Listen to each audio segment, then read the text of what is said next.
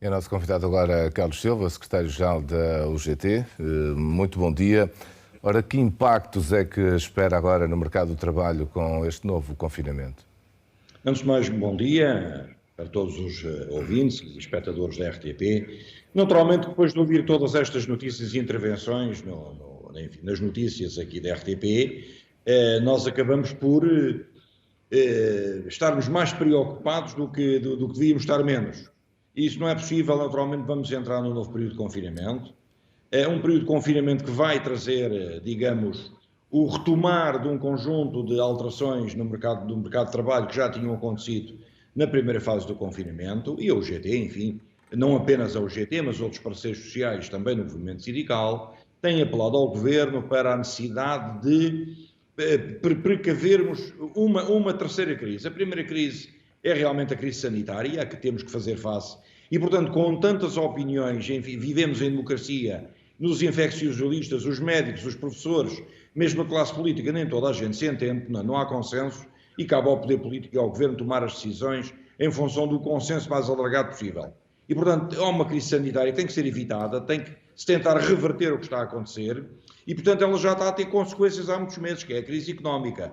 E a crise económica poderá potenciar uma crise social, e eu julgo que é esta crise social que nós temos que evitar a todo o trânsito. E daí termos mencionado ao Governo, por várias vezes, que é fundamental manter um apoio às empresas, no sentido de se manter uma fortíssima capacidade de empregabilidade, sabendo que há setores potencialmente atingidos e, portanto, também os trabalhadores, todos aqueles que vão para o layoff, deverão naturalmente ter apoios da parte do Estado. O Sr. Presidente da República já disse que eventualmente vai ser necessário um financiamento externo para acudir a todas estas consequências económicas para as empresas e para os trabalhadores. Mas há uma matéria que nós temos que restar, é que os trabalhadores que agora forem para o layoff terão o seu salário garantido a 100% com a intervenção do Estado.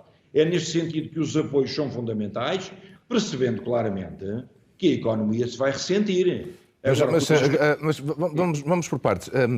Para já, esta questão do layoff ser automático para as empresas que tiverem de fechar simplifica o processo, mas o processo funciona efetivamente, depois os trabalhadores estão a receber mensalmente e corretamente os ordenados. Tem noção disso, do que aconteceu antes?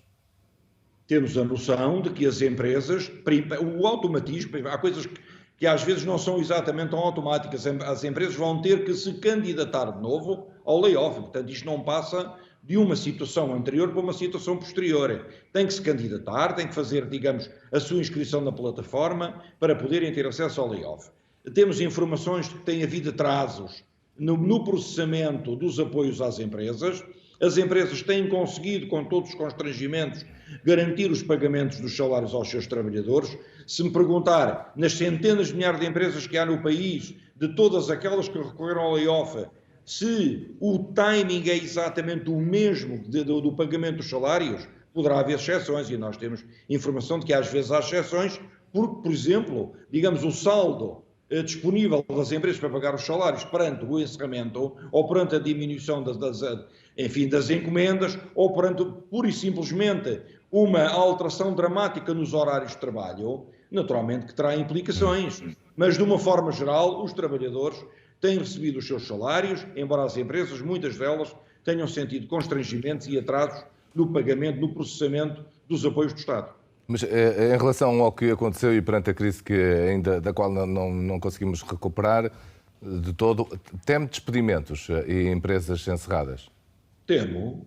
Até há um clube de futebol que ontem, enfim, apresentou a necessidade de eventualmente proceder a um despedimento coletivo. Assistimos ao setor bancário, que está em profunda reestruturação, e há bancos que até pediram apoios ao Estado, com o qual, no caso do Montepio Geral, a UGT não concordou e continua a não concordar, e ontem fizemos sentir essa situação ao Governo, que está em vista de até 2023 a tirar 900 trabalhadores para a rua. O mesmo acontece com muitas outras empresas.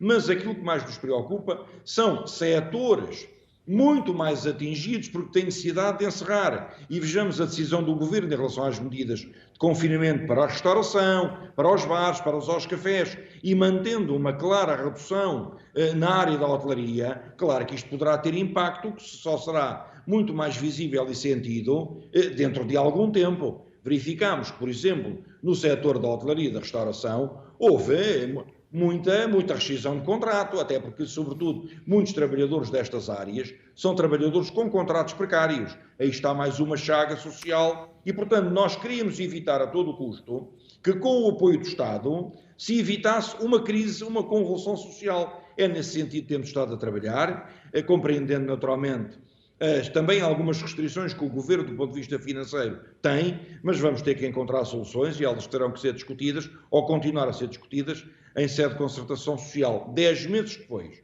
quase 11 meses depois do início da pandemia, o país já aprendeu muita coisa. Não aprendeu tudo, até porque o clima de incerteza continua a existir e se o Governo e todos os partidos e os políticos e os empresários soubessem de tudo, há coisas que se calhar não tinham agora repetido.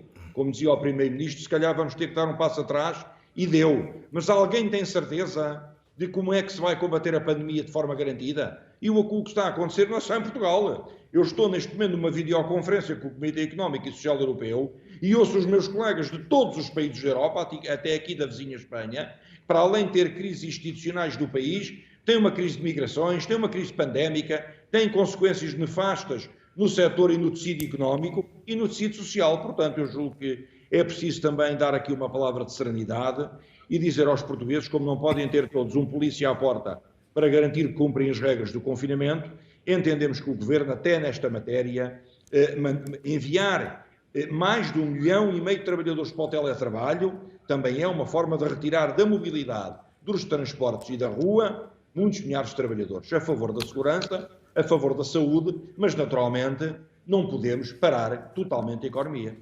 Muito bem. Carlos Silva, obrigado pela sua intervenção também aqui esta manhã a propósito do confinamento que vem aí.